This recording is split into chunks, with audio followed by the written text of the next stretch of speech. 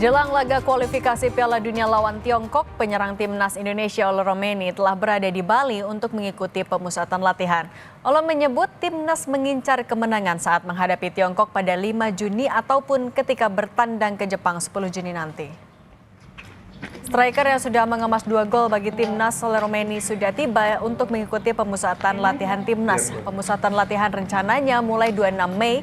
Ole Romeny mengaku ini merupakan kunjungan pertamanya di Bali. Penyerang 24 tahun ini menyebut pertandingan melawan Tiongkok dan Jepang saat penting untuk memperbesar peluang lolos ke Piala Dunia. Thank you. Yes, nice. This is my first time Bali, so I also think it's a little bit less hot, the humidity in Jakarta, so it's only better, you know. So yeah, really important matches. We know what we gotta do, you know. We have to win the games to make a chance to go to the World Cup. So but we always go for the win, so nothing changed.